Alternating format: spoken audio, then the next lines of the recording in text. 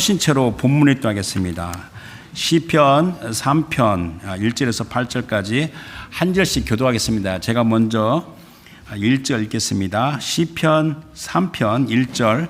여호와여, 나의 대적이 어찌 그리 많은지요. 일어나 나를 치는 자가 많으니이다. 하나님이 나를 대적하여 말하기를 그는 하나님께 구원을 받지 못한다 하나이다. 여호와여, 주는 나의 방패시오 나의 영광이시오 나의 머리를 드시는 자신이이다. 목소리로 여호와께 부르짖으니 그의 성전에서 내가 누워 자고 깨었으니 여호와께서 나를 붙드심이로다.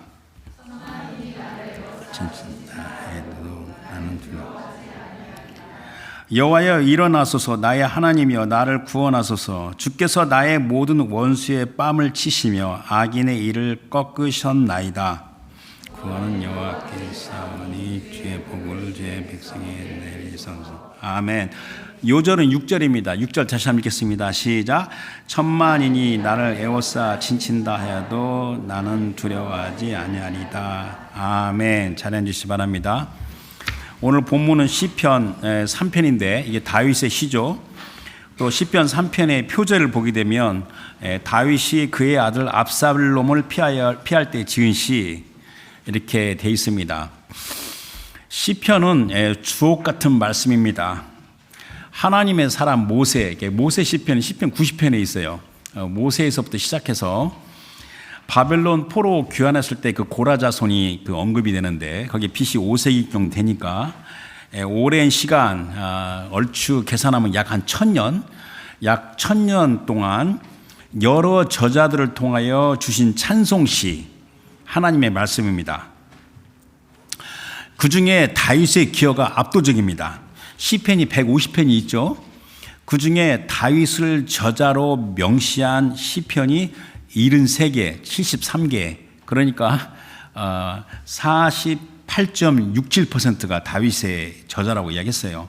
게다가 저자로서 명시는 안 됐지만은 다윗의 시로 추정하는 시편들이 여러 개 있습니다.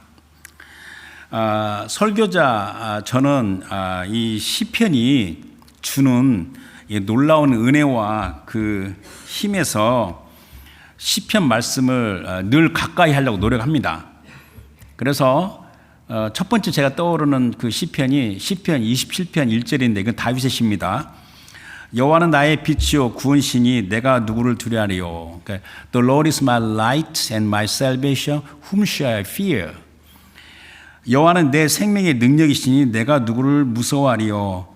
The Lord is the stronghold of my life. Of whom shall I be afraid? 이 말씀을 제가 종종 묵상을 합니다. 이 시대, 우리가 살고 있는 이 시대가 이 악한 세대라고 그랬어요. 갈라디 1장 4절 보면 이 악한 세대에서 the present evil age라고 말했어요. 이 악한 시대에서 열심히 나름대로 산다고 하지만 조금만 정신줄을 놓게 되면 어느새 두려움과 염려의 영이 고개를 들고 다가옵니다.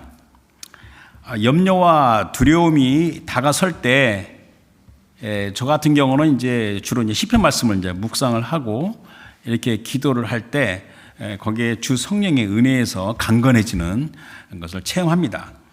그래서 이 황량하고 험악한 이 시대에 우리가 열심히 노력하다 보면 이게 좀 잘 안 될 때 있잖아요. 그러나 이렇게 말씀을 갖고 묵상하고 기도할 때 내 마음의 시선이 살아가시고 거룩하신 주 하나님께 향합니다. 그래서 첫 번째 보고 싶은 성경은 시편 63편 1절에서 4절인데 이것도 다윗의 시입니다. 시편 63편 1절에 하나님이여 주는 나의 하나님이시라. 내가 간절히 주를 찾되 물이 없어 마르고 황폐한 땅에서 내 영혼이 주를 갈망하며 내 육체가 주를 앙모하나이다. 그래서 NIV 성경도 같이 묵상을 해요.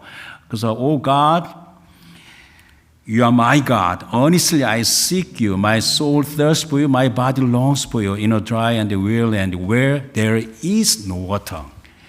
이 묵상하면서 유대 광야는 예루살렘에서 한 그렇게 멀리 떨어지는 않았다고 그래요. 한 하루 종일 걸어가면 유대 광야로 나간다고 해요.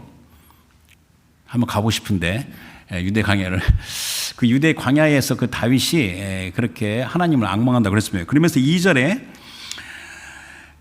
내가 주의 권능과 영광을 보기 위하여 이와 같이 성수에서 주를 바라보았나이다.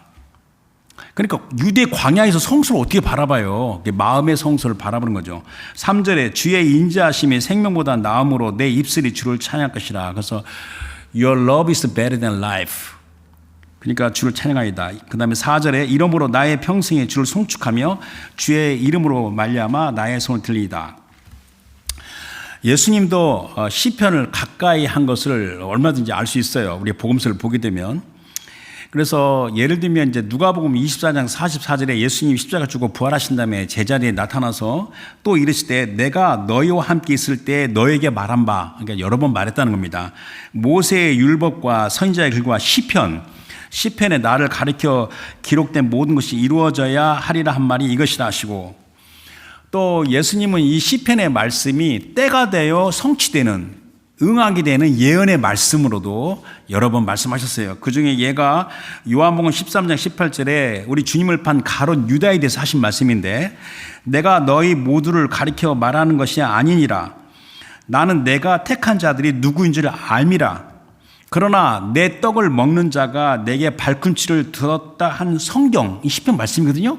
응하게 하려 하는 것이다. 그래서 시편 41편 9절, 이것도 다윗의 시인데 다윗이 뭐라고 말했냐면 내가 신뢰하여 내 떡을 나눠 먹던 나의 가까운 친구도 나를 대적하여 그의 발꿈치를 들었나이다.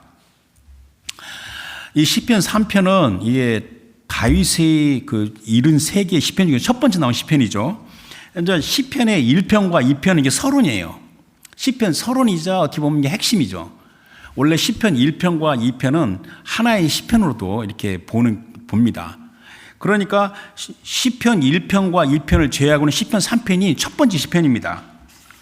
그리고 표제가 알다시피 표제를 보게 되면 우리가 역사적으로 BC 979년경에 다윗 왕이 그의 셋째 아들 압살롬의 모반으로 자기 목숨을 부지하기 위하여 예루살렘 궁을 떠나서 피신하면서 겪은 극심한 고난이 그 배경입니다. 시편 기자가 자신의 어려움과 그 비통한 마음을 호소하며 주의 보호하심과 구원하심을 구하는 이게 개인적인 애가 슬픈 노래로 분류됩니다. 여러분 시편의 구성을 보게 되면 전반부에는 주로 이렇게 자기의 어려움과 고통을 호소하는 그 애가의 그 슬픈 노래의 비중이 많아요. 그런데 시편의 뒤로 갈수록 감사와 찬양의 빈도수가 증가합니다. 그래서 시편의 구성을 보게 되면 초반에 슬픈 노래가 많다가 뒤로 갈수록 감사 찬양 올라가는 그 구성을, 그 의미를 우리가 깊이 잘 생각해야 됩니다.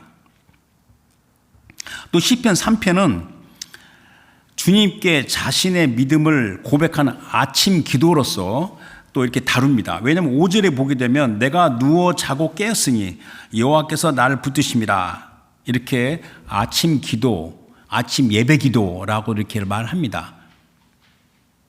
그런데 이 말씀을 전하는 설교자 입장에서 보게 되면 제가 신앙생활을 하기 시작하면서 초창기에 얼마 동안은 시편 3편이 너무 불편했어요.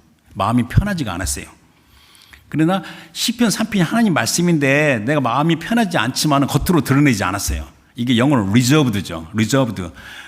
속으로는 편하지 않는데 겉으로 드러내지 않는 것을 영어로는 reserved라고 말하는데, 그런 reserved된 시편으로 제가 여겼습니다. 왜 그러냐면 시편 기자 다윗이 왜 아들 압살롬의 모반으로 수치와 고통을 당하는지 그 이유를 제가 알기 때문에 그렇게 생각한 겁니다. 주 하나님께 기름부를 받은 왕 그리고 선지자인 다윗은 주님의 도우심과 축복으로 많은 대적을 물리치고 그의 권세와 영광이 공고히 세워졌습니다. 그러나 한순간 그는 육체의 정욕에 매여서 간음과 살인을 범했습니다. 그의 충신 우리아의 아내를 간음하고 그 죄를 감추기 위하여 우리아가 전사하도록 조치했습니다. 그러니까 믿음의 선조라고 하기에는 참 얼마나 사악한 이 사악한 행위인가? 이 성경의 참 위대함이 뭐냐면 믿음의 선조랄지라도 그들의 연약함과 죄를 아주 숨김없이 투명하게 그대로 드러냅니다. 이거 말하면 끝이 없죠. 신약 성경만 열어봐도 마태복음 1장 6절에 예수 그리스도의 계보라 그러면서 6절에 다윗은 우리아의 아내에게서 솔로몬을 낳고, 그러니까 그 다윗의 그 참담한 죄의 결과가 다윗의 집안에 저주가 선포됐습니다. 칼에 대한 저주가 선포됩니다. 여러분들 중요할 게 뭐냐면 이것도 하나의 키센터스인데, 우리가 범한 죄를 회개하잖아요. 회개하는 죄는 용서를 받습니다. 근데 그 죄의 결과는 남아있어요. 그리고 이유 없는, 까닭 없는 저주, 어려움과 고통은 없습니다. 그래서 사무엘하 12장 9절 10절 말씀 보십시오. 자, 이게 이제 다윗이 이제 그 범한 이후에 하신 말씀인데, 자, 그러한데 우리 여호와 하나님께서 하신 말씀입니다. 어찌하여 내가 여호와의 말씀을 없이 여기고 나 보기에 악을 행하였느냐? 내가 칼로 햇사람 우리아를 치되 암몬 자손의 칼로 죽이고 그의 아내를 빼앗아 내 아내로 삼았도다. 이제 내가 나를 없이 여기고 햇사람 우리아의 아내를 빼앗아 내 아내로 삼았은즉 칼이 내 집에서 영원토록 떠나지 아니하리라 하셨고, 근데 이 영원토라는 단어가 저 굉장히 생각을 많이 한 겁니다. 북이스라엘 남유다의 역사까지 포함해서 막 생각을 많이 했는데 뭐 그냥 온갖 생각을 많이 한 겁니다. 또 잠언 26장 2절에 보게 되면, 자, 까닭 없는 저주, 이유가 없는 저주, a curse without cause, 아무 이유와 까닭이 없는 저주는 참새가 떠도는 것과 제비가 날아가는 것 같이 이루어지지 아니하니라. 이제 시편 51편은 잘 알려져 있죠. 다윗이 우리아의 아내 바세바와 동침한 후에 선지자 나단이 그에게 왔을 때 선지자 나단이 와서 뭐 한 거예요? 다윗의 죄를 지적했잖아요. 그때 그가 철저히 회개한 시가 시편 51편입니다. 그걸 다 읽을 수가 없죠. 그래서 시편 51편 9절부터 11절까지 읽으면, 주의 얼굴을 내 죄에서 돌이키시고 내 모든 죄악을 지워 주소서. 하나님이여 내 속에 정한 마음을 창조하시고 내 안에 정직한 영을 새롭게 하소서. 나를 주 앞에서 쫓아내지 마시며 주의 성령을 내게서 거두지 마소서. 다윗이 자기의 죄를 철저히 회개했을 때 그 죄는 용서를 받았지만 그 죄의 결과와 영향은 완전히 사라지는 게 아니에요. 그래서 사무엘하 12장 13절 14절을 읽으면, 이제 다윗이 나단에게 이르되, 이제 나단이 지적하니까 다윗이 나단에게 말하기를 내가 여호와께 죄를 범하였노라 하매, 나단이 다윗에게 말하되 여호와께서 당신의 죄를 사하셨나니 당신이 죽지 않으려니와 이 일로 말미암아 여호와의 원수가 누구예요? 사람이에요? 아니죠.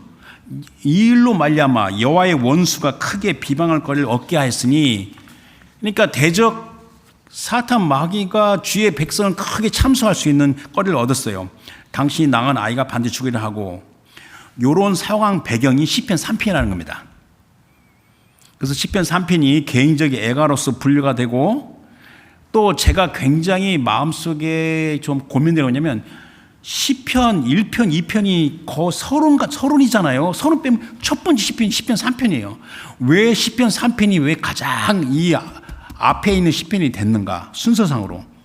그게 제가 굉장히 오랫동안 생각한 겁니다.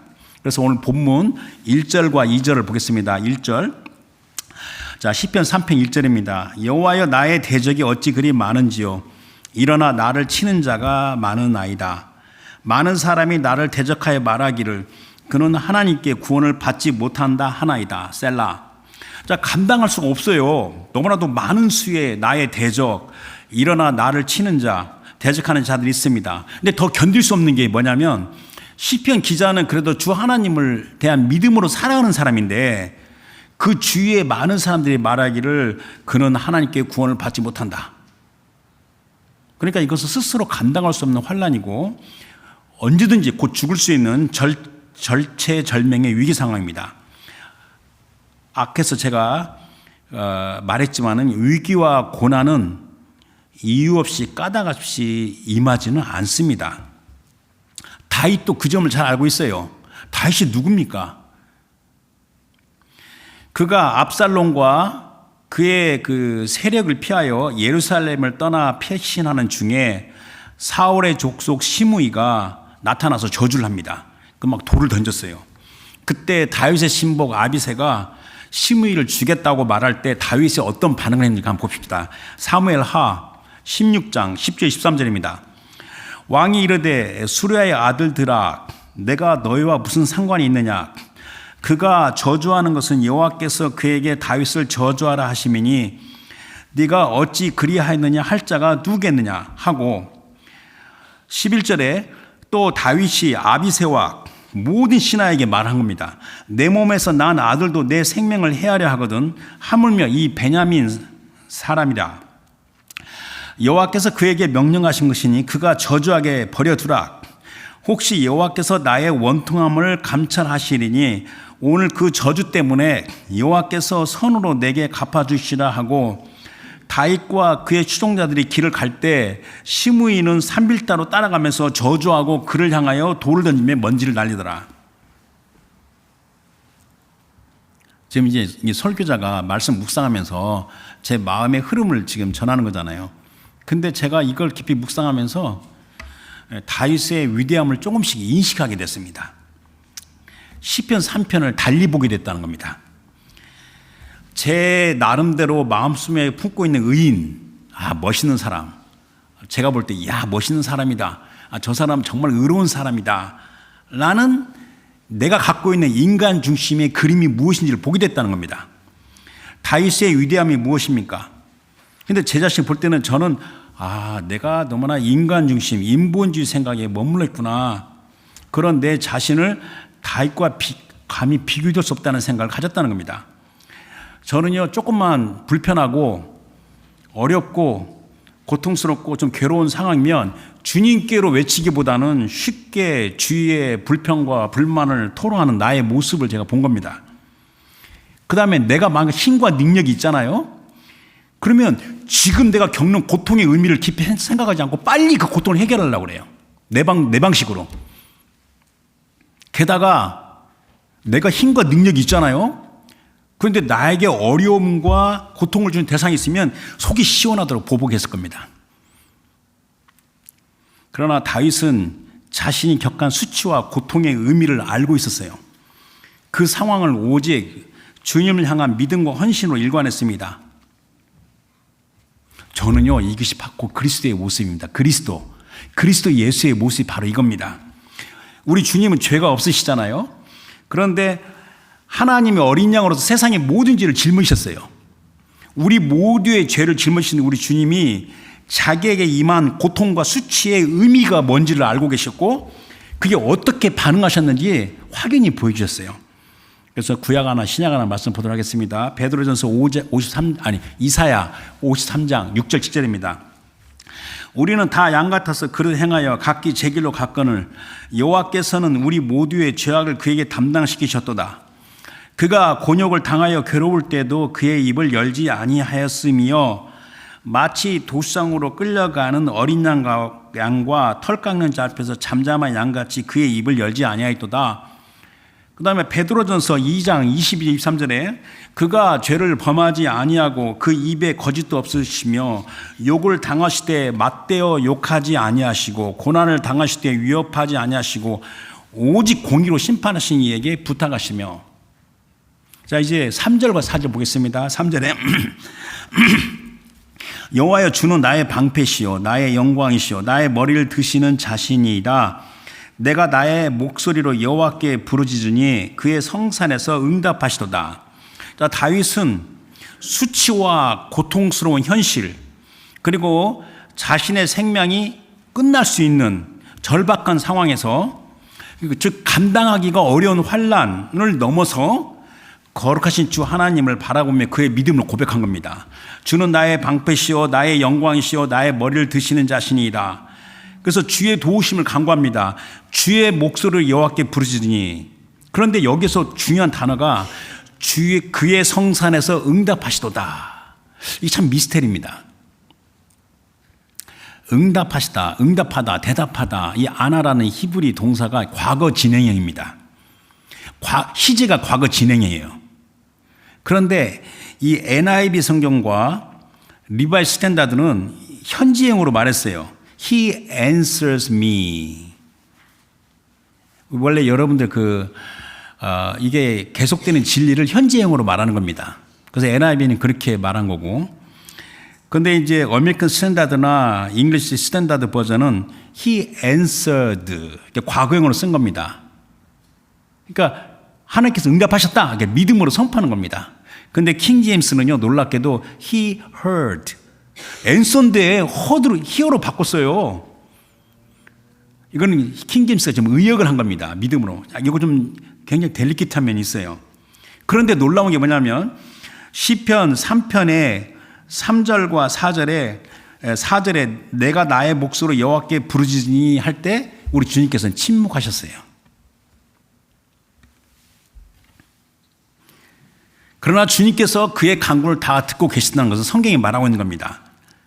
비록 자신의 어리석음과 사악함에서 야기된 환난의 고통이지만 다윗은 주님께서 그 자신의 간구를 들으시고 응답하심을 믿음으로 고백한 겁니다. 그러나 표면적으로는 주님께서 침묵하셨어요. 성경을 앞뒤로 봐더라도 주님께서 침묵하셨어요. 여기서 우리 주님의 침묵의 의미를 잘 생각해 보고 있습니다. 여러분들, 이건 저한테 하는 말인데 주님의 침묵은 주님의 부재가 아닙니다.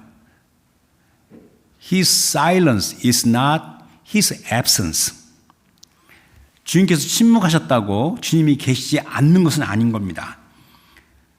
주님이 침묵은 우리를 버리고 떠나신 게 아닙니다. 침묵하시는 것처럼 보여도 우리 주님께서는 계속해서 역사하고 계십니다. 오히려 주님이 침묵 가운데 주님의 침묵은 우리에게 주님과 더 깊은 신뢰함, 친밀함과 신뢰를 가리키고 있는 거예요. 그래서 우리의 주님의 침묵은 우리가 어리석게도 종종 오해하는 부분이 바로 여기에 있습니다. 즉 우리 하나님은 우리 영혼에 깊은 관심을 갖고 있습니다. 이 명백한 사실입니다. 그래서 우리 하나님의 백성은요, 이게 눈으로 보는 눈의 백성이 아니에요. 이 듣는 이 귀의 백성이에요. 그래서 하나님의 백성의 의무는 주의 말씀을 듣고 순종하는 겁니다. 그러나 겉사람, 육적인 사람에 매여 있는 상태에서는, 즉 우리가 본질적으로 죄로 부패하고 아주 미묘하게 사람이 간사해요. 그 간사함에서는 주의 말씀을 제대로 들을 수가 없습니다. 이 설교는 항상 설교지 통해서 나가는 거기 때문에 제가 또 제 자신을 돌아보면 제가 본질적으로 또 태생적으로 죄로 부패한 마음이 있죠. 왜냐하면 집안에 내려온 유전적인 기질이 있죠. 어렸을 때 자란 집안에 문화가 있죠. 그게 다 나쁘다는 게 아니라 그런 이제 부패된 기질이 있다는 거죠. 또 인간적인 간사함이 있죠. 그래서 제 안에 그것을 보면서 한순간의 실수로 정신을 차리지 못하고 간과 살인을 저지른 다윗보단 제가 더 심각하다는 것을 인지하기 시작했다는 겁니다. 그래서 다윗의 회개가 저한테 더 절실히 다가온 겁니다. 그래서 시편 51편 5절에 다윗이 내가 죄악 중에서 출생하였으며 어머니가 죄 중에서 날 잉태했나이다. 이 말씀이 제가 이렇게 받아들일 때 그게 아주 절실히 느껴지다는 겁니다. 또 다윗이 또 과거를 돌이키면서 회개하는 고백이 있죠. 디도서 3장 3절에 자 우리도 전에는 어리석은 자여 foolish, 순종하지 않은 자여 disobedient, 속은 자여 deceived, 여러 가지 정욕과 행락에 종로한 자여 enslaved by all kinds of passions and pleasures, 악독과 투기를 일삼은 자여 가증스러운 자여 피차 미화인 자였으나. 그러니까 지금 제가 말하려고 한 내용은 뭐냐면 비록 자신의 어리석음과 악함에서 비롯된 어둠과 고통이라 할지라도 대부분 그 원인을 모르는 경우가 대부분이에요. 정확하게 모르는 게 많습니다.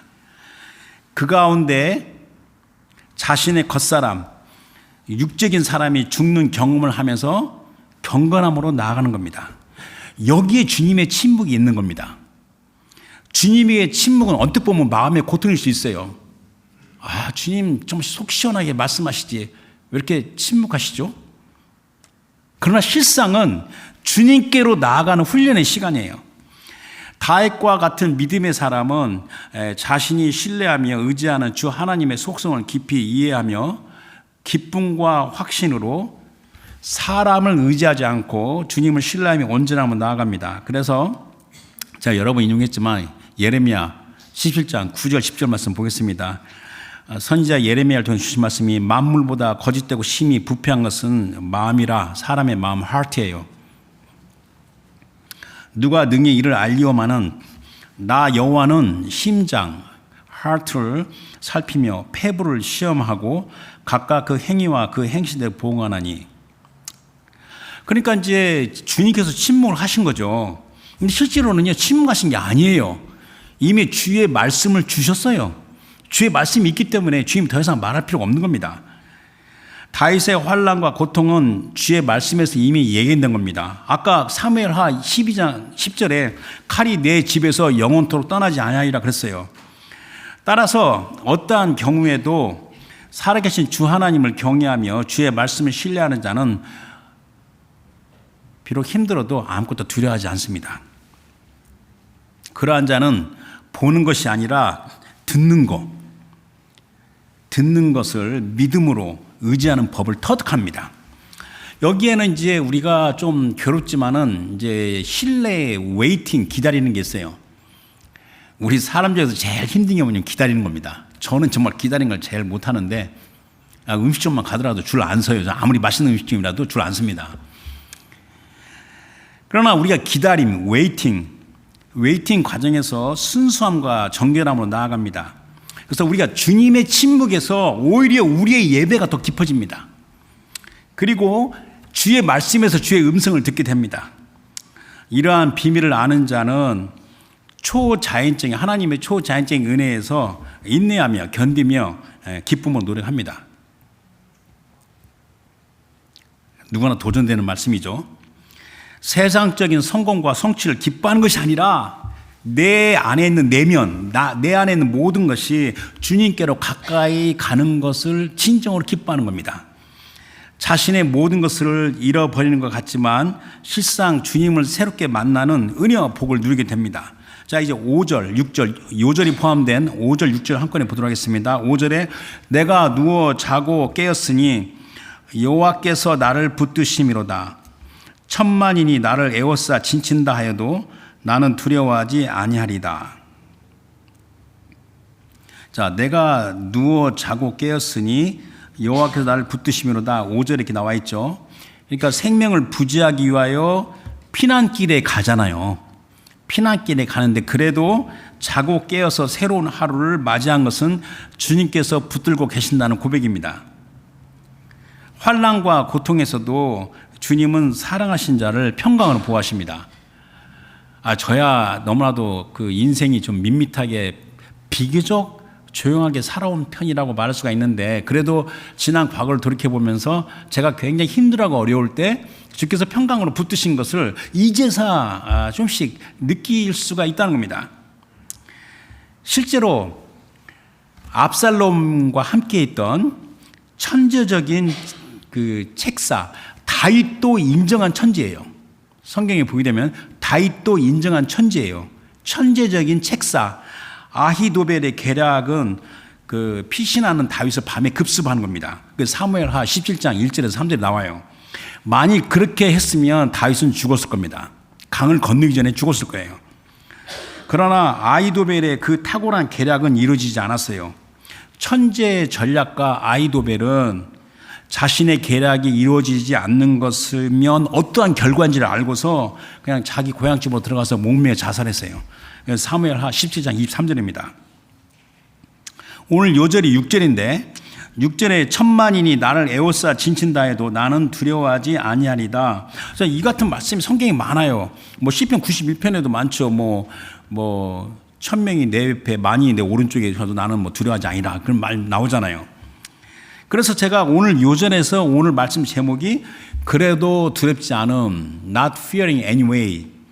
엄청난 위기의 상황인데도 그래도 anyway, 이 그래도의 뉘앙스가 얼마나 중요한지 이 뉘앙스를 이해하는 것이 오늘 말씀의 결론입니다. 핵심이자 결론입니다. 현실적인 환난과 고통의 이유를 내가 알고 있든지 모르고 있든지 상관없이 그래도 나는 두려워하지 않는다. 나는 나의 하나님의 마음과 속성을 신뢰하기 때문에 어떠한 상황에서도 그래도 나는 두려워하지 않는다. 하나님의 마음을 아시죠? 하나님 속성을 아시죠? 하나님께서 자기 아들을 아끼지 않냐고 우리에게 내어주셨잖아요. 내가 내 자신을 바라볼 때 내 안에 그 비참하고 참담한 그 내면의 상황이 인식이 돼요. 그럴 때마다 마음이 괴로워요. 이게 세상 사람들은 못 느꼈지만 여러분들이 성령의 은혜를 받고 말씀의 은혜를 받으면 원래 하나님께 가까이 가면 자기 모습이 더 드러나는 겁니다. 그럼 괴로워요. 내 안에 아주 참담하고 비참한 모습이 인지되면 너무나도 괴롭습니다. 그래도 나는 두려워하지 않는다. 대적 원수가 내 허물과 죄와 미련한 실패를 끈질기게 끊임없이 상기시키며 정죄하더라도 그래도 나는 두려워하지 않는다. 그래서 또 구약 하나 시작 하나 말씀 보는데 시편 103편 8절 12절 다윗의 시인데 여호와는 긍휼이 많으시고 은혜로우시며 노하기를 더디하시고 인자하심이 풍부하시도다. 자주 경책하지 아니하시며 노를 영원히 품지 아니하시로다. 우리의 죄를 따라 우리를 처벌하지는 아니하시며 우리의 죄악을 따라 우리에게 그대로 갚지 아니하셨으니 이는 하늘이 땅에서 높음 같이 그를 경외하는 자에게 그의 인자하심이 크심이로다. 동이 서에서 먼 것 같이 우리의 죄가를 우리에게서 멀리 옮기셨으니 다윗이 그냥 하는 거니까 얼마나 깊이 체험하고 하는 말인지를 잘 생각해야 됩니다. 또 우리 신약성경 와서 요한 1서 1장 7절 9절인데 이건 제가 굉장히 좋아하는 부분이고 예배 때마다 제가 낭독하는 말씀 중에 하나죠. 7절에 그가 빛 가운데 계신 것 같이 우리도 빛 가운데 행하면 우리가 서로 사귐 코이노니아가 있고 교제가 있고 그 아들 예수의 피가 우리를 모든 죄에서 깨끗하게 하실 것이요. 만일 우리가 죄가 없다고 말하면 스스로 속이고 또 진리가 우리 속에 있지 아니할 것이요. 그러면서 9절에 만일 우리가 우리 죄를 자백하면 그는 미쁘시고 의로우사 우리 죄를 사하시며 우리를 모든 불에서 깨끗하게 하실 것이요. 자 이제 7절 8절 보겠습니다. 오늘 본문 7절에 여호와여 일어나소서 나의 하나님이여 나를 구원하소서 주께서 나의 모든 원수의 뺨을 치시며 악인의 일을 꺾으셨나이다. 구원은 여호와께 있사오니 주의 복을 주의 백성에 내리소서 셀라. 그러니까 다윗은 이제 자신의 그 위기와 고난의 그 문제에서 하나님의 은혜를 체험하면서 주의 백성의 문제까지 아우러요. 다 포함시켜서 주 하나님의 구원의 축복을 간구하며 노력합니다.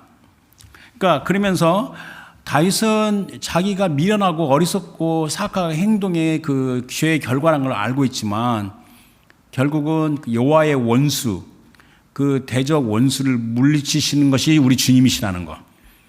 구원의 하나님이라는 것을 선포합니다. 그래서 구원은 여호와께 있사오니 확고하고 분명한 진리입니다. 그래서 요한계시록 7장 9절에 10절 말씀 생각나서 보겠습니다.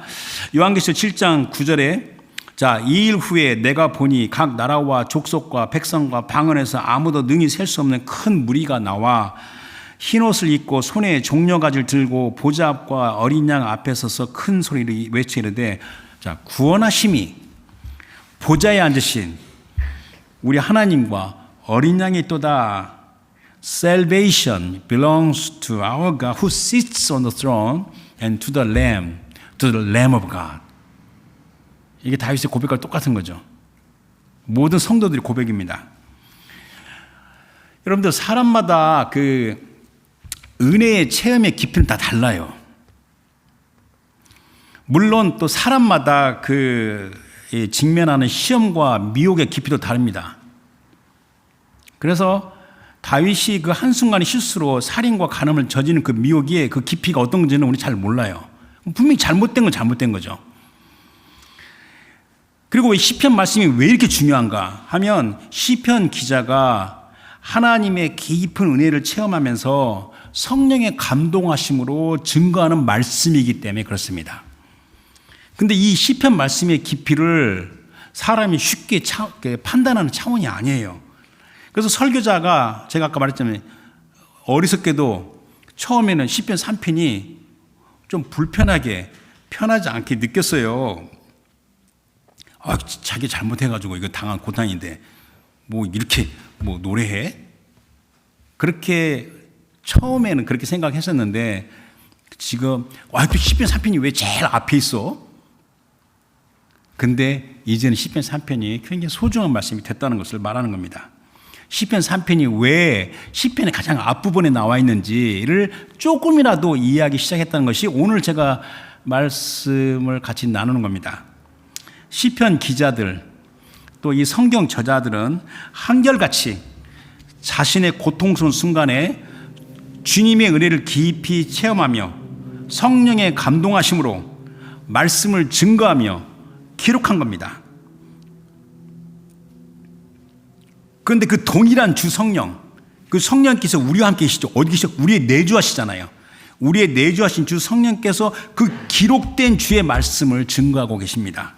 그래서 주의 말씀이 얼마나 귀하고 소중한지, 그 깊은 은혜와 힘을 얼마나 많이 주는지, 이에 이제 우리의 고백은 주여 주의 말씀을 사랑하며 마음에 품고 기도합니다. 어떤 상황에서도 비록 나의 이 미련함과 어리석음과 죄로 말미암아 인한 고통이 할지라도, 또 때로는 고통의 원인을 정확히 모른다 할지라도 대부분이 몰라요. 근데 알아요. 옆에 있는 사람 볼 때는. 고통이라도 그래도 두려워하지 않고 담대히 믿음으로 전합니다. 두려움과 염려의 영이 나의 틈을 엿보고 다가와서 내 마음의 눈을 막 두드릴 때 나의 대응은 뭐냐면 나는 두려워하지 않는다. 이 두려움과 염려의 영아, 네가 집요하게 주장하는 그것이 무엇이라 할지라도 그래도 나는 두려워하지 않는다. 이것이 시편 3편이 주는 은혜예요. 이게 시편 3편에서 받는 은혜입니다. 그리고 담대히 고백합니다. 그래도 나는 두려워하지 않는다. 시시하신 주 하나님을 힘써 신뢰하며 선을 이루는 것이 내가 주님께서 드리는, 주님께서 기뻐하신 나의 헌신이다. 여러분, 헌신이 뭐예요? 우리 다 미련하고 어리석고 속고 그러지만 주님께서 부르셔서 의롭게 세우셨잖아요. 그러니까 내가 주님을 신뢰하며 선을 이루도록 힘써 노력하는 것이 주님께서 기뻐 받으신 나의 헌신이라는 겁니다. 그래서 오직 주님께 영광. 아까 처음 시작할 때 제가 시편 27편 1절 말씀 읽었죠? 시편 21편 2절과 3절 말씀 읽고 이제 마치도록 하겠습니다. 시편 27편 또 다윗의 시예요. 시편 27편 2절에 악인들이 내 살을 먹으려고 내게로 왔으나 나의 대적들 나의 원수들인 그들은 실족하여 넘어졌도다. 군대가 나를 대적하여 진칠지라도 내 마음이 두렵지 아니하며 전쟁이 일어나 나를 치려 할지라도 나는 여전히 태어나리로다. I will be confident. 4절에 내가 여호와께 바라는 한 가지 일 오직 그것을 구하리니, 그게 뭐냐면 내가 내 평생에 여호와의 집에 살면서 여호와의 아름다움을 바라보며 to gaze upon the beauty of the Lord, 여호와의 아름다움을 바라보며 그의 성전에서 사모하는 것이라. 그래서 그래도 나는 두려워하지 아니한다. 이게 저한테 주는 시사는 글쎄 예민한 사람 같은 경우는 더 쉽게 많이 이제 생각하고 낭망을 좌절하는 것 같은데, 그래도 나는 두려워하지 않는다. 내가 하는 것은 그냥 매 순간순간 힘써 주님을 신뢰하며 선을 이루는 것이 나의 헌신이다. 거기에만 집중해 달려가는 겁니다. 그래서 오늘 그래도 나는 두려워하지 않는다. 이 시편 3편에 주는 은혜의 말씀을 잘 마음에 새겨서 주님 주시는 시간과 공간에서 담대히 나가실 주님 축원합니다. 주신 말씀 생각해서 기도하겠습니다. 오늘 말씀 가운데 하나님 아버지, 오늘 말씀 전심으로 받아들입니다. 시편 3편 이 다윗의 시에 다윗을 통해 주신 하나님 말씀에서 주님의 마음을 마음에 새기면서 감사함으로 주님을 찬양하며 믿음으로 담대히 나아갑니다. 어떠한 경우도 두려워하지 않고 주님을 신뢰합니다. 그런 자가 되도록 힘있게 해주십시오. 다 같이 기도하겠습니다.